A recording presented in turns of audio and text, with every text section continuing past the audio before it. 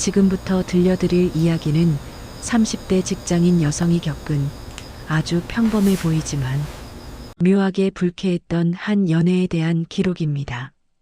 분명 옆에 있는데 혼자 있는 것 같은 기분이 들 때가 있었습니다. 연애 초반 누구나 가장 뜨겁고 설레야 할 시기였는데도 저는 종종 투명 인간이 된 기분을 느껴야 했으니까요. 처음에는 그게 제 예민함 탓인 줄 알았습니다. 사람마다 관계의 온도가 다르고 우정을 정의하는 방식이 다르니까요. 그래서 꾹 참았고 이해하려고 노력했습니다. 하지만 그 노력의 끝에서 제가 마주한 건 도저히 좁혀지지 않는 거대한 벽이었습니다. 우리는 겨우 3개월을 만났습니다. 짧다면 짧은 시간이죠. 하지만 그 3개월은 저에게 3년만큼이나 길고 지루한 싸움의 연속이었습니다. 그 사람은 참 다정한 남자였습니다. 적어도 저와 단둘이 있을 때 휴대전화가 울리기 전까지는 말이죠. 그에게는 아주 오래된 친구가 한 명 있었습니다. 유치원 때부터 볼 꼴 못 볼 꼴 다 보고 자란 그야말로 가족보다 더 가깝다는 이성 친구였습니다. 그는 늘 입버릇처럼 말하곤 했습니다. 걔랑 나 사이에는 아무런 긴장감이 없다고, 그냥 성별만 다른 형제나 다름없다고요. 저도 꽉 막힌 사람은 아닙니다. 사회생활 하다 보면 이성 동료나 친구가 생길 수 있고 가끔 안부를 묻거나 밥 한 끼 먹는 것까지 막을 생각은 없었습니다. 그런데 이 두 사람의 관계는 제가 아는 친구의 범주를 조금씩, 아니 아주 많이 벗어나 있었습니다. 사귄 지 일주일쯤 지났을 때부터였습니다. 데이트만 하면 어김없이 그 친구에게서 전화가 걸려왔습니다. 정말 급한 일이라도 생긴 건가 싶어 걱정스러운 눈으로 바라보면 내용은 늘 허무할 정도로 사소했습니다. 지금 뭘 먹고 있는데 맛있다거나 게임 레벨이 안 오른다거나 심심한데 뭐 하냐는 식이었죠. 보통 연인과 함께 있을 때 그런 전화를 받으면 지금 데이트 중이니 나중에 통화하자고 짧게 끊는 게 예의라고 생각했습니다. 제 상식은 그랬습니다. 하지만 제 남자친구는 달랐습니다. 그는 제 앞에서 그 전화를 다 받아주었습니다. 그것도 아주 길게요. 어느 주말 저녁이었습니다. 유명한 식당 앞에 줄을 서서 30분 넘게 기다린 끝에 겨우 자리에 앉았습니다.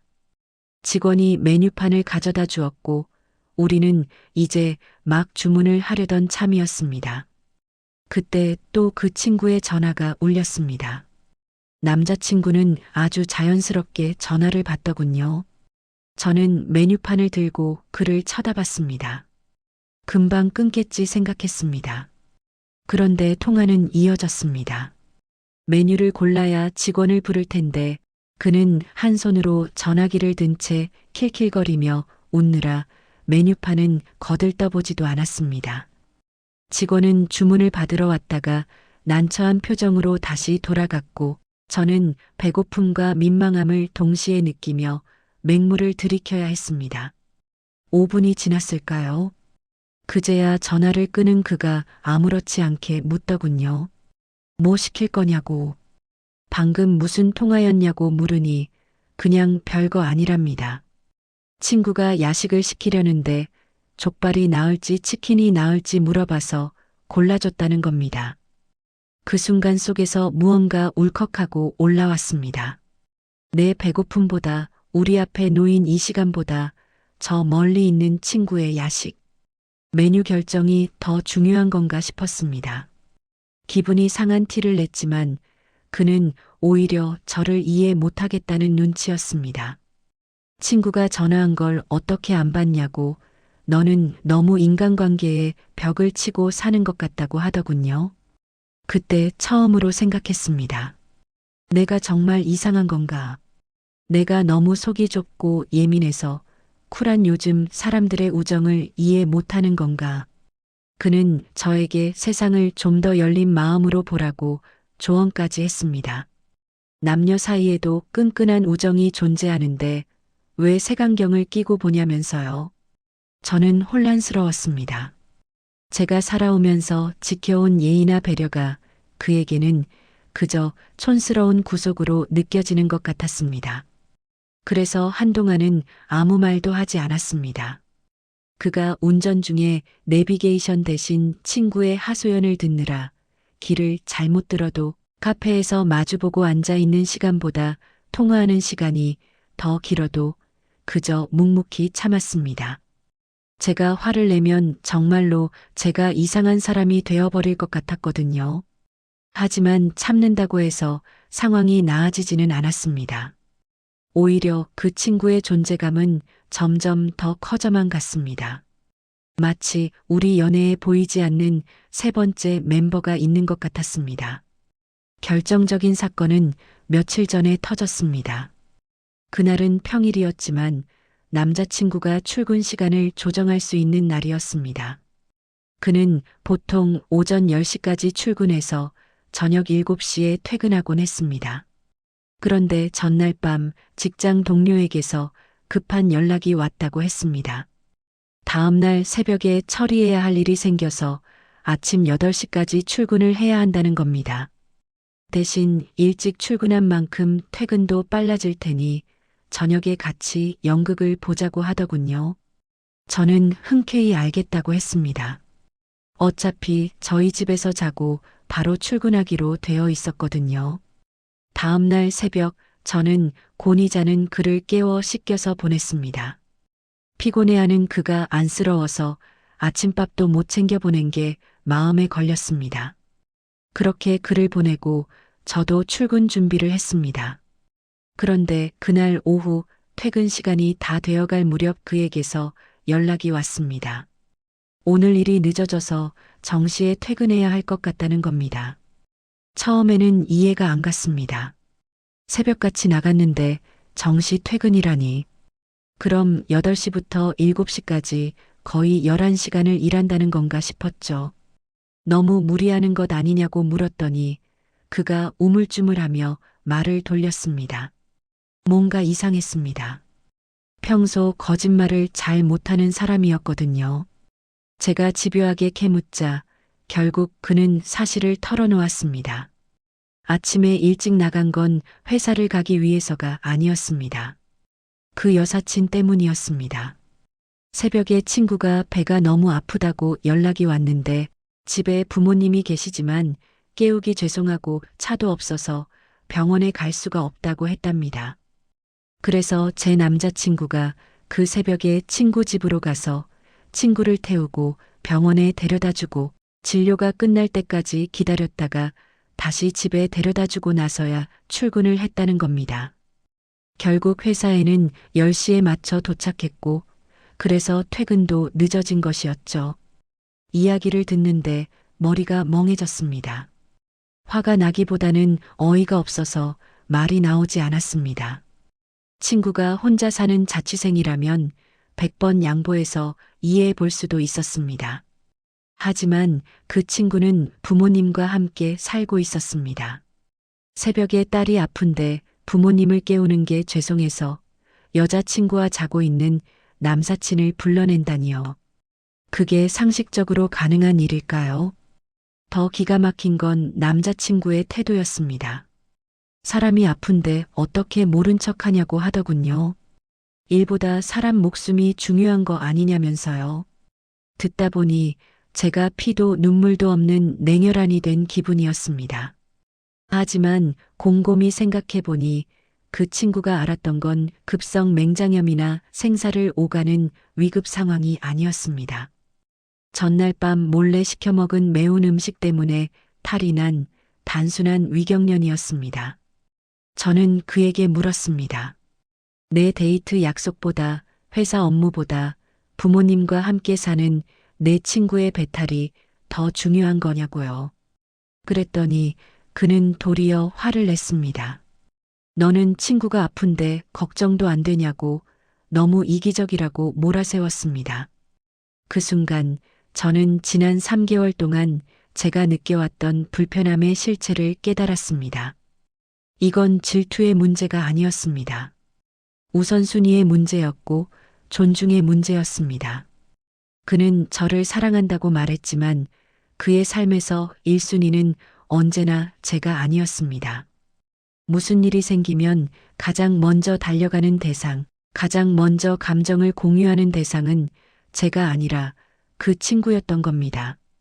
저는 그저 데이트메이트 혹은 잠시 스쳐가는 인연에 불과했던 거죠. 저는 헤어지자고 말했습니다.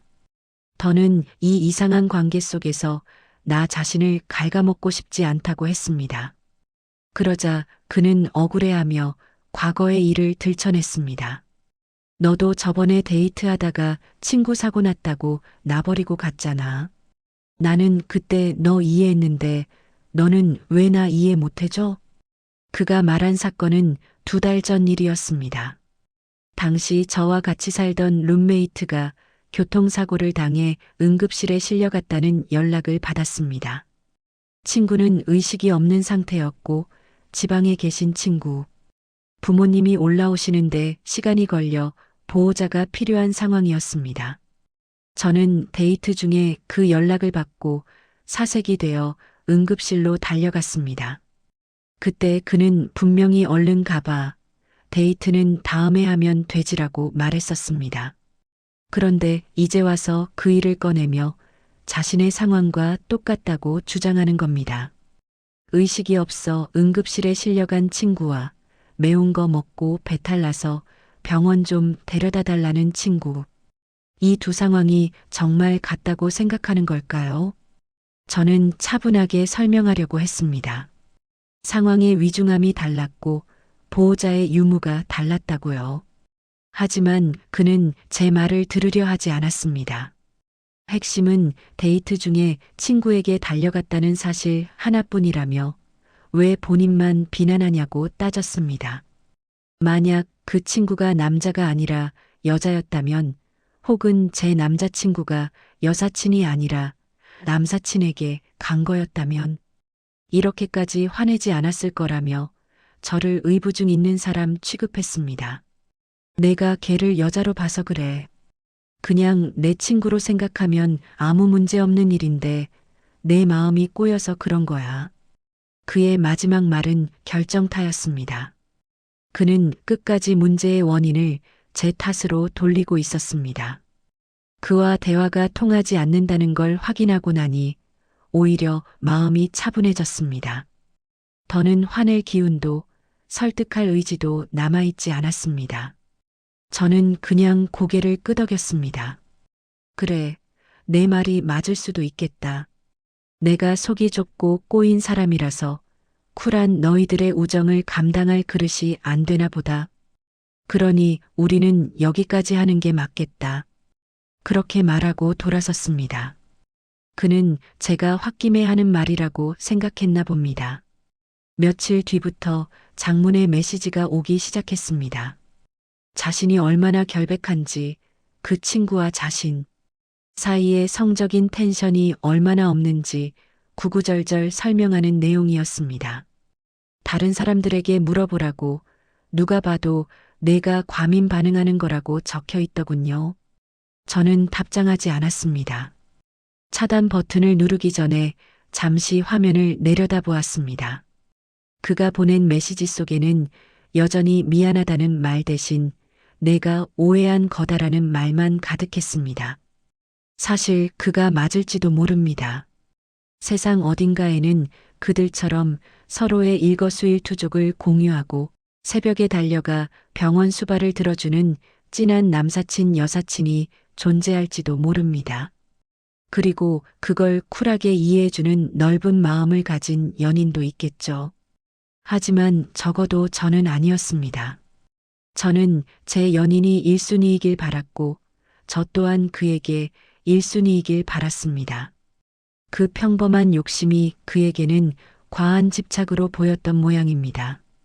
헤어지고 나서야 알았습니다. 데이트할 때마다 식탁 위에 올려진 그의 휴대폰을 신경 쓰느라 정작 밥이 코로 들어가는지 입으로 들어가는지 몰랐던 제가 얼마나 긴장하고 있었는지를요. 이제는 누구의 방해도 없이 온전히 제 시간에 집중할 수 있어서 참 좋습니다. 가끔은 궁금하기도 합니다.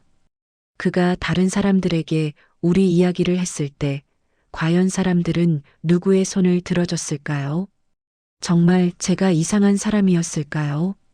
아니면 그저 우리가 서로 너무 다른 세계에 살고 있었던 걸까요? 어쩌면 답은 중요하지 않은 것 같습니다. 중요한 건 이제 저는 그 애매하고 불편한 삼각관계에서 빠져나왔다는 사실이니까요.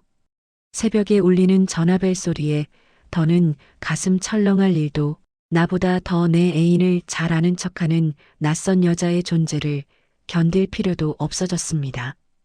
그것만으로도 이 이별은 저에게 충분히 가치 있는 선택이었습니다. 누군가는 저를 꽉 막힌 사람이라 욕할지라도 저는 제 마음이 편한 쪽을 택했습니다. 사랑이라는 이름으로 참기에는 제 자존감이 너무나 소중했으니까요.